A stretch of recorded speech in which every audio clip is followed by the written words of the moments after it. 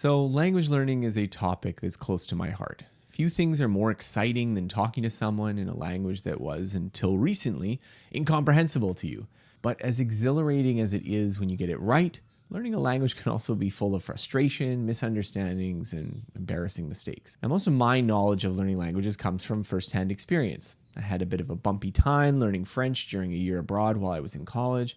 And later, I had a better experience learning 4 different languages in a year while traveling with a friend. But despite years of self-experimentation, I hadn't looked into what careful research has to say about what works and what doesn't in language learning. So recently, I decided to start to remedy that by reading a handful of books on the science of language acquisition.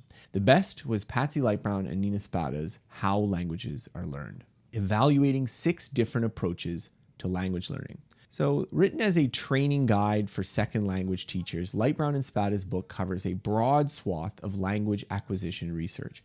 I found the chapter summarizing 6 popular approaches and the evidence for and against them to be fascinating. Number 1, accuracy first. Translation was the classical approach to teaching languages. Students were given vocabulary lists and grammatical rules and expected to translate Latin or Greek texts. While this may have been useful for appreciating ancient literature, it is far removed from the communication goals of modern students learning French or Spanish.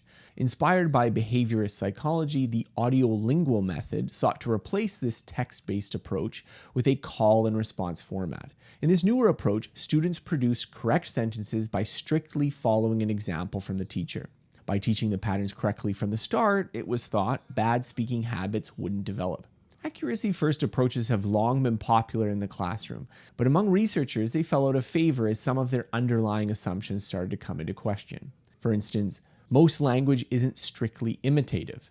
We generate new sentences to express our meanings. The heavy repetition of the audiolingual approach might not reflect how we acquire real language. Languages, including second languages, emerge on a developmental timeline.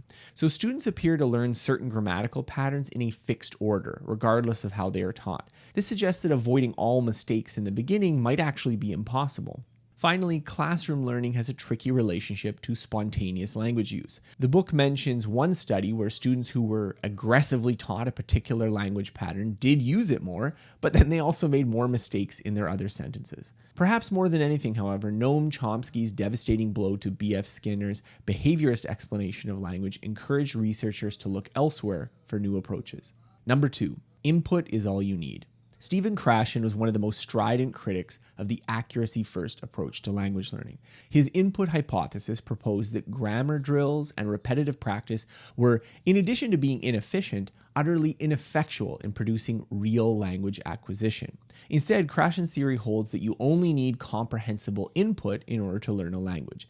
Here, input refers to language that you listen to or read for its meaning and not to try to analyze its structure or its grammatical patterns. Thus, a book, a street sign, or a conversation you attend in order to understand what it means would be input. The sentences that you copy from a textbook are not. Input-based approaches have their appeal. Drills aren't particularly fun, speaking opportunities can be scarce and stressful, but books and audio recordings are available anywhere.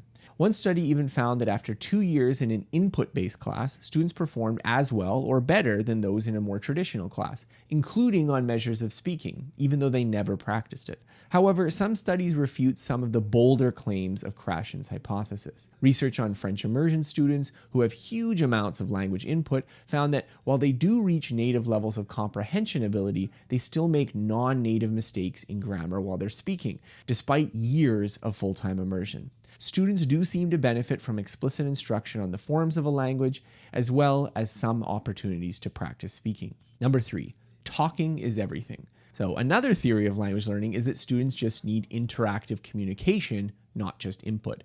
Merrill Swain's output hypothesis flipped Krashen's popular input hypothesis around, arguing that the need to express more complex ideas could be a driver of language learning. Similarly, Michael Long's interaction hypothesis argued that interactions, not just input, were essential for language learning. One advantage of interaction-based approaches is that dialogue partners naturally adapt their level of communication to be understood by the student. In contrast, a book or audio recording is fixed, thus making it essential to find materials at just the right difficulty level. Another advantage is that genuine communication allows students to hypothesize about how the language works and receive immediate feedback based on their success. In contrast, approaches that only emphasize input or drills don't allow for this experimentation. However, purely interactive approaches, devoid of instruction and grammar, may make it harder for speakers to acquire the correct habits. Conversation partners typically don't correct mistakes when their meaning is understood, and many students don't make use of subtler forms of feedback when their incorrect utterances are repeated back to them correctly. Number 4, learn a language on the side. Time is a major constraint on language learning. Young children receive tens of thousands of hours of exposure to their native language. How can even a clever adult compete with only 30 minutes per week? One solution to this dilemma is to combine language learning with other academic goals. In these programs, the language isn't taught as a separate class, but as the medium of instruction for other classes. French immersion programs in Canada are one of the most successful examples of this. Beginning in kindergarten, Anglophone students receive all their usual academic instruction in French rather than English. By grade 12, not only they have near native abilities in French, but they have kept pace with their English classmates in learning the standard academic curriculum. As an approach to language learning, the authors note that these programs can work well, but there are some drawbacks. First, students can take several years to perform well academically in a new language, suggesting this approach might not work when immersion begins later or if students have insufficient time to adapt to the new language of instruction. The authors cite English immersion programs in Hong Kong that struggled owing to the academic pressures placed on students and the late beginning time of instruction in English. And as I've already mentioned, immersion programs may not produce native levels of speaking if students have insufficient opportunity for practice or not enough attention is paid to teaching the language itself.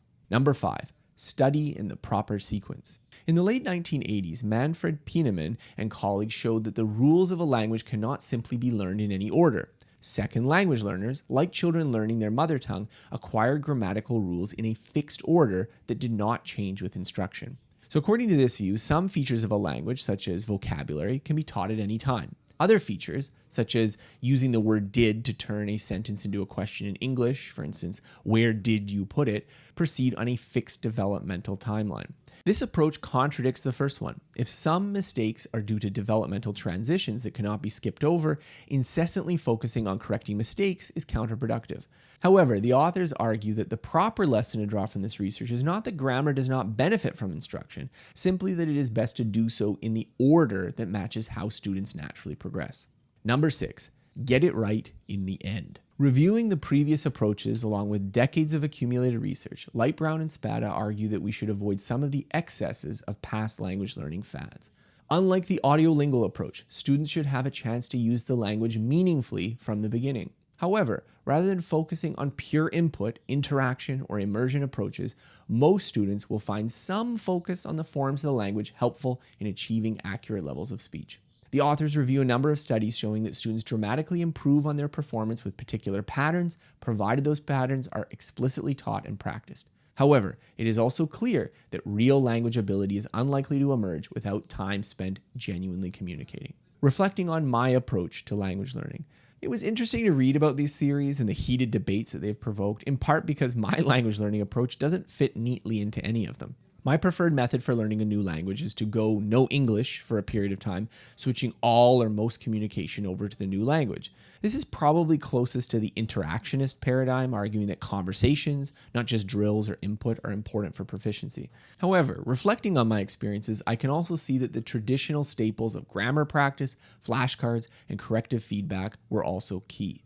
In every language I've learned, I've done these exercises. The mental model I have of language learning is that more formal kinds of practice are often the best place to first learn about a new word or grammar pattern, but situations requiring genuine communication allow me to repeat those patterns in enough context so they become effortless and automatic. Only at high levels of fluency did I find myself regularly learning new patterns just through interaction alone. Now, I might have previously underestimated how far people can get through reading and listening alone. I'm still not a convert to Krashen and his followers' belief that speaking and instruction ought to be avoided, but the fact that studies show students do seem to acquire speaking ability without much speaking practice seems important in situations where speaking is costly or impractical. Language learning continues to fascinate and occasionally frustrate me, so I enjoyed reading Lightbrown and Spada's in-depth discussion of what science has discovered about it.